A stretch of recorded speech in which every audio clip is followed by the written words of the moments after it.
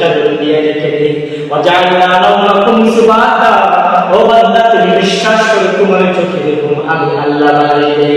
আমার আল্লাহ তাআলা সূর্যকে আমি উঠাই, চাঁদকে আমি উঠাই, দিনকে রাত বানাই আমি, রাতকে দিন বানাই আমি। আমার আল্লাহ তাআলা বলে বান্দারে, তারপর আমি তোরে বললাম তোর খাবারের ব্যবস্থা আমি আল্লাহ করে দেই, তোর রিজিক আমি আল্লাহ করে দেই, তোর সব কিছু আমি আল্লাহ করে দেই। তোরে আমি গাড়ি দিলাম, বাড়ি দিলাম, পরিবারের আত্মীয় স্বজন সব আমি তোরে মিলাইয়া দিলাম।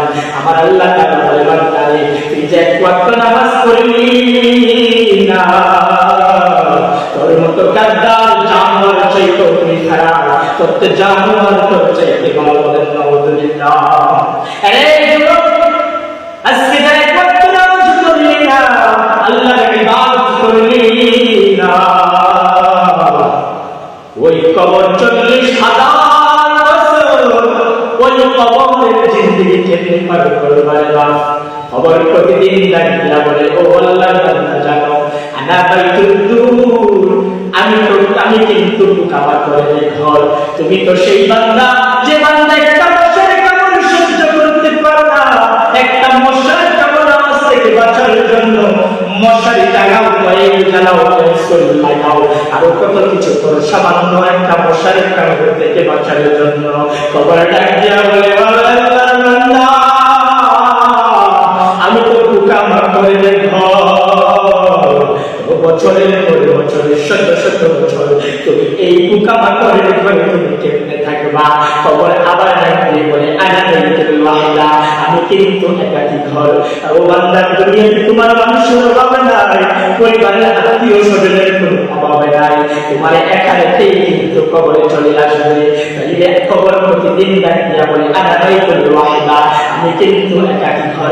কবর আবার ডাকিয়া বলে, আনা বাইতুল তুরবা, কবর আবার ডাকিয়ে বলে, ও আল্লাহর বান্দা জানো আমি কিন্তু অপরিচিত ঘর, তুমি এখানে কিছুই চিনবা না, মাটি ছাড়া এখানে কিছুই চিনবা না। কবর ডাকিয়া বলে, একটা মানুষ যখন আরেকটা মানুষের বাড়িতে যায়, এটা বলতে পারে এটা সামনের রুম, এটা পিছনের রুম, এটা ডাইনিং টেবিল, এটা ফ্যান, এটা এসি, এটা বাথরুম, এটা রান্নাঘর, এটা কিন্তু বলা যায়। কিন্তু কবর প্রতিদিন দেখে বলে, আল্লাহর বান্দা জানো আমি কিন্তু অপরিচিত ঘর, এখানে তুমি কাউকে চিনবা না রে বাপ। এই লোক আল্লাহর নবী সাল্লাল্লাহু আলাইহি ওয়াসাল্লামের সবচেয়ে কাছের সাহাবী হযরত উসমান রাদিয়াল্লাহু তাআলা আনহু যখন কবরের সামনে হাইটা হাইটা যাইতেন, তখন এমন জোরে আওয়াজ করে কান্না করতেন, উনার দাড়ি সব বুঝে যাইত। তখন সাহাবীরা ডাক দিয়ে বলতো, ও ইয়া আমিরুল মুমিনিন, আপনার এমন করেন কেন, আপনি এমন করেন কেন, কবর দেখে আপনি এমন করেন কেন? কিন্তু তখন উসমান রাদিয়াল্লাহু তাআলা বলে, ইয়া সাহাবারা তোমরা কি জানো না, আউয়ালু মানজিলুম মিন মানাজিলিল আখিরাহ, এই কবর হচ্ছে আখিরাতের প্রথম মঞ্জিল, প্রথম স্টেশন।